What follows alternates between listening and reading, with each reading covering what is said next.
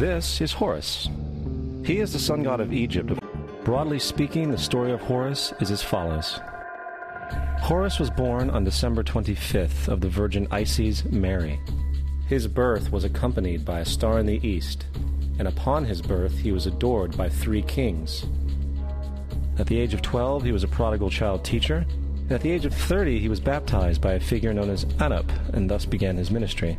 Hórusz had 12 disciples he traveled about with, performing miracles such as healing the sick and walking on water. After being betrayed by Typhon, Hórusz was crucified, buried for 3 days, and thus resurrected. The Bible is nothing more than an astro-theological literary hybrid, just like nearly all religious myths before it. 4 historians are typically referenced to justify Jesus' existence. Pliny the Younger, Suetonius, and Tacitus are the first 3.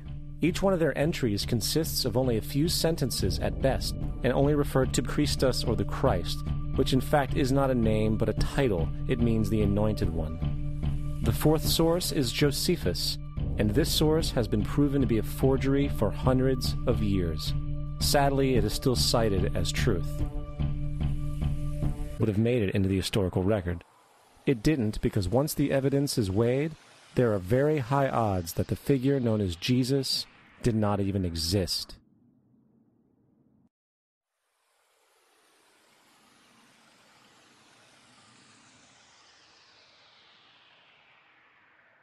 Christianity just is not based on truth. We find that Christianity was in fact nothing more than a Roman story developed politically. A political establishment that sought to historize the Jesus figure for social control. Christianity, along with all other theistic belief systems, is the fraud of Myth is an idea that, while widely believed, is false. Religion has actually convinced people that there's an invisible man living in the sky who watches everything you do every minute of every day. And the invisible man has a special list of 10 things he does not want you to do. And if you do any of these 10 things, he has a special place full of fire and smoke and burning and torture and anguish where he will send you to live and suffer and burn and choke and scream and cry forever and ever till the end of time. But he loves you.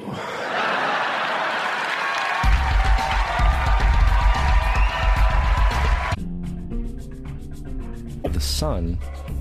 This was not just an artistic expression or tool to track the sun's movement. It was also a pagan spiritual symbol, the shorthand of which looked like this. This is not a symbol of Christianity. It is a pagan adaptation of the cross of the zodiac.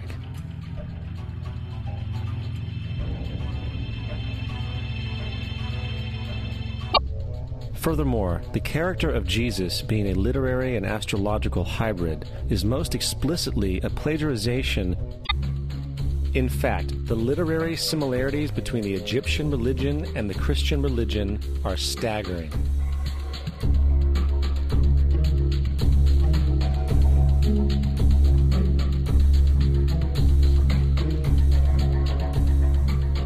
And the plagiarism is continuous.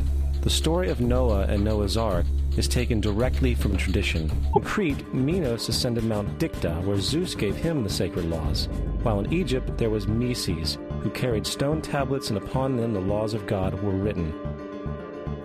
Manu, Minos, Meses, Moses. And as far as the 10 Commandments, they are taken outright from spell 120. Justin Martyr, one of the first Christian historians and defenders, Justin Martyr said, "He was born of a virgin, accept this in common with what you believe of Perseus." It's obvious that Justin and other early Christians knew how similar Christianity was. The religious institutions of this world are at the bottom of the dirt.